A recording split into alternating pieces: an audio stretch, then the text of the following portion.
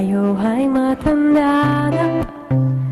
Sana'y di tayo magbago. Kailanman, nasaan man, ito ang pangarap ko. Makuha mo pa kaya ako'y hagan at ikapin. Hanggang sa patanda natin. Nagtatanong lang sa'yo, ako ba kaya ibigin mo? Kung maputi na ang buhok ko.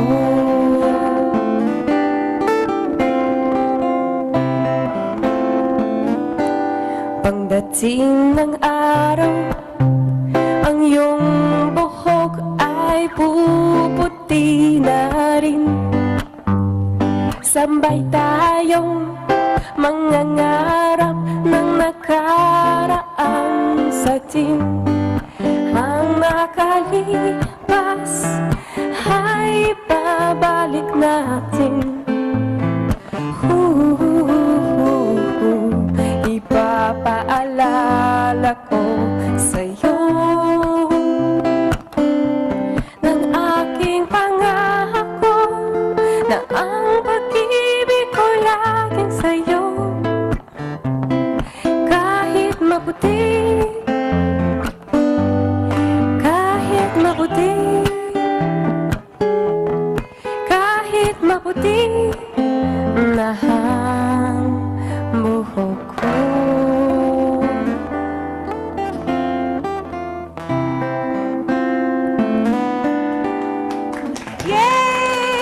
Salamat po. Hello! Welcome!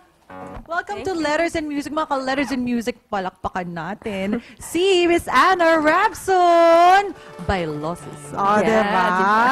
Nakakatuwa naman na you're singing OPM songs. What made you like the OPM music? There's something about Filipino OPM. They're very parang nakakatouch. Kahit foreigner ka, you will understand that song because of the very lyrical component. And that made me really fell in love with it. Wow, that's so nice. And who introduced you to OPM music? My husband, Frederick Reynoso, is actually when we were dating pa. I heard the song, we were in America, and I heard NYNP Kailan in his car, and I was interesting. Hindi ko naintindihan anong kanta.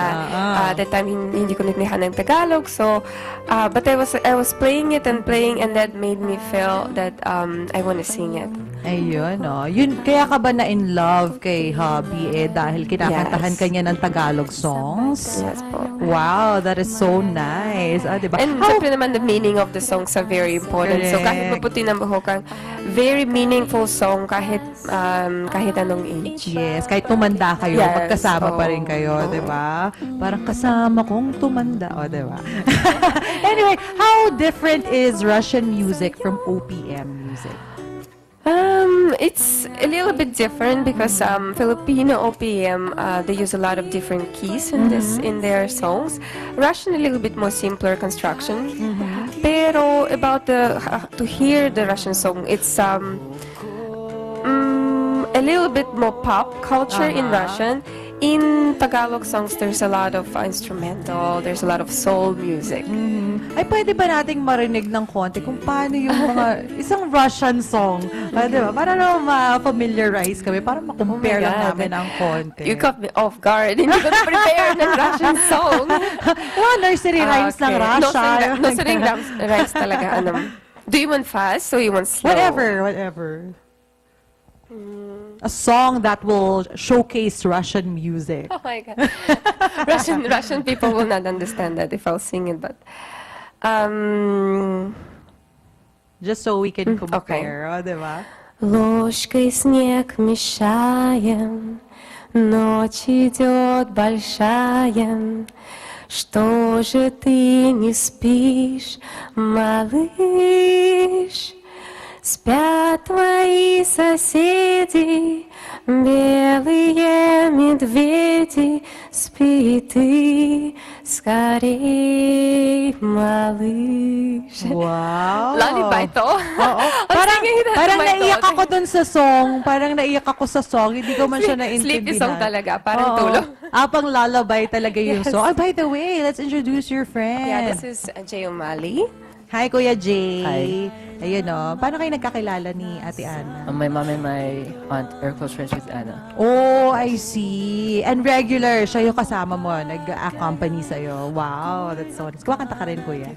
No po, I just play the guitar. Okay. O, sige. Maraming salamat, Kuya. And of course, we still have questions from you, for you from Facebook. Ayan, simulan na natin. Question from Marites Araga. Hi, Ana. Bakit ang sweet mo tignan? You look so sweet daw. Ang daming questions ganon, especially sa my Facebook account sa YouTube. Sabi nila, bakit mga Russia parang very strict, hindi na smile, hindi ganon. May ibang iba tao, pero ako kasi, I'm very friendly, Yes. very loving person. And for me, every single moment I want to enjoy. Yes. So That's why it you need to shows. waste your time to be angry, to be not nice, I guess. Yes. And totoo na she's very friendly kasi kanina while I was nandun sa side, kung may papakita ko lang, 'di ba? Nandun sa side, she approached me talaga. Lumapit siya, at naka-smile siya, na parang ako nahiya ako noong una kasi ang tangos ng ilong niya, tapos 'di ba? Ang Oh my tisay-tisay God. na. mas maganda nga no, Filipino beauty. Really? Ikaw pang beauty queen. You look like someone. Are you familiar with Diana Meneses? Yes, She's yes. Brazilian naman. Ipo-follow kami ng sa Instagram. Ayan, kamukha sila eh. Parang nga kaming triplets, ganon. Kita ko eh, parang kaming triplets dito eh. Na mga mag-coordinated yung outfit namin kasi na-feel namin as triplets na ganito yung susuotin namin. O, diba? Anyway, here's another question from Kevin Ron Acuzar Matira. Hello, Ana. Tanong po, ano nga ba ang paborito mong volleyball team at bakit? Ateneo Women's Volleyball or DLSU Lady Spikers? Are you familiar with Nakikita ko yun sa Volleyball? Sunday, naglalaro sa TV. Don't wanna offend any team. I think they're both great. I will choose the Ateneo kasi our cousin is from Ateneo. So I see. just yung lang. No more, no favoritism. No favoritism, baka may magtampong team. O, Okay. diba? Lahat naman magagaling eh. O, basta isabi nyo kami. Anyway, here's another question from Catherine Capsa. Si Cici! Hi, Cici! Tanong ko po kay Ana Rabson, paano po niya natutunan mag-rap? At sino po ang nagturo sa kanya? I know only one rap, Serena, and the reason why I decided to learn it and talaga to learn good Yes. is it was Bagyo Yolanda that time. Oh. And there's a meaning in that song that kahit anong nangyari, you have to survive. Para ganun. So I really like the song, so I started learning it at first. Syempre naman, it was hard to understand, so I had to translate it. It's like a And tongue twister. tongue twister talaga. Everyone who wants to learn rap, it's only repetition, and Yeah. repetition. So it's not really fun to learn because it takes you a long time to repeat. And maybe Yes. your family and friends will be like, what is going on? Why? And it's really fast. It's really fast, yes. But once you get the hang of the rhythm, you can do it. How long did you learn, Serena? Mga 2 weeks. 2 weeks! Wow, that's fast! Ako Hindi nga naman. eh. Parang tagal ko na rin, hindi ko pa rin alam yung Serena, yung chorus part lang alam ko. Pero yung rap part, parang hindi ko siya naiintindihan, ganun. Because it's Yes, too it's too fast. fast. Pero Oo. ikaw talaga, yung napanood ko yung ginawa mo yung Serena, parang talagang parang first language mo na yung Tagalog. Oo. So Grabe. just take part by part. Mhm. I heard your friend taught you to speak Tagalog. One of your friends. Yes, Jenny, she's our dearest friend, and she spent a couple of months with me, Oh, yeah. Chico-Chica. You're And we, kachika. we achieved some progress in my Tagalog. You also teach her Russian. Uh, Do you swap languages? so, minsan. Minsan. Anyway, here's a question from Marfilin Cudera, are you planning to record a full-length album na po ba? Because we, your followers, love and watch for it na. Especially the physical release, the album itself. Wow. Yes. Nakaka-touch. I feel very honored for this question. It will be honor for me to record an album. And your Filipino friends can't wait to Yes. grab a copy of your very own album. Yes, I'm Will it be- looking for nice Material. yes, to record. And of course, once you have that album, you come back here to in Letters and Music. So you Sure. can promote your album. All Syempre Tagalog naman. ba? All Tagalog songs? Yes. Yes. Gusto mo ba Tagalog? Oh, Russian? yes. And here, here's David Demuzio. Yes, Here's hi another. David. Nakakatawa. He's American naman, right? American, Nakakatawa, di ba?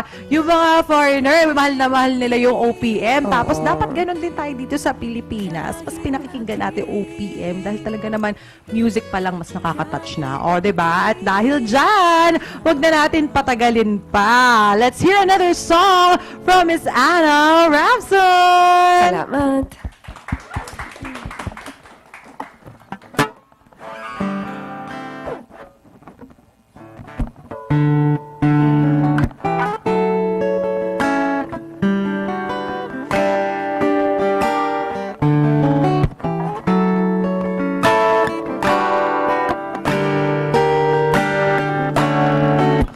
Ikaw na ay masabing na ako'y mahal mo rin,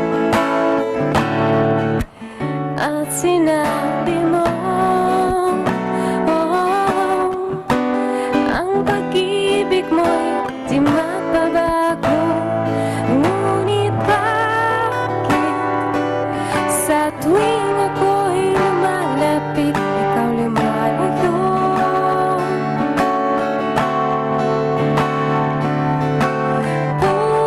Puso'y laging nasasaktan pag may kasama kang iba.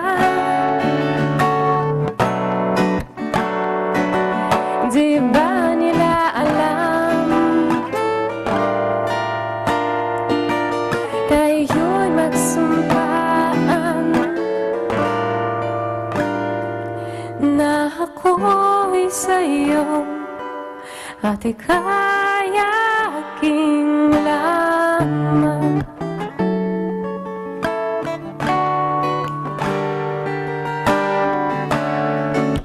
At kahit ano mangyari, pag-ibig ko'y sa'yo pa rin. At kahit ano pa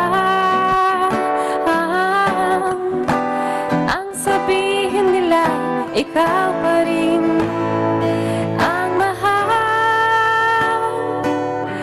Naghihintay ako kahit kailan, kahit na umabot pa ako nasa langit na. At kung di ka makita, makikiusap kay makapal na ika'y hanapin at sabihin, ipahalala sa iyo ang nakalimutan sumpaan na ako'y sa'yo at ika'y sa'king lamang.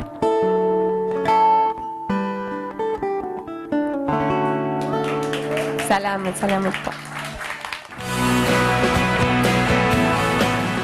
Hi guys, I'm Jacob Benedicto and you're watching Letters and Music.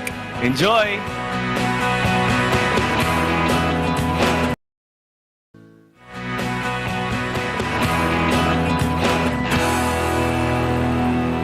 Yes, welcome back to Letters and Music. At syempre, pakasama pa rin natin si Miss Anna Rapson and si Kuya Jay. Ayun syempre, before we end this episode of Letters and Music, nako Ate Anna, you may greet whoever you want. At saka yung mga followers mo, say hi to your Yes. followers. Actually, gusto ko pasalamatan ng mga followers and all my fans. I really love what you guys sending me, all the letters. And also, syempre naman gusto ko say thank you to everyone who is abroad, all the followers. In America, in Dubai, in all of W. I want to say hi to Nai Cavite, where we live. Yay! I'm from Cavite too. Go Cavite! May cheer talaga. Maraming talented people from Cavite. Yes, right? of course naman. Also Say hi wanna to your say hubby. Yeah, say hi. Hello, Eric.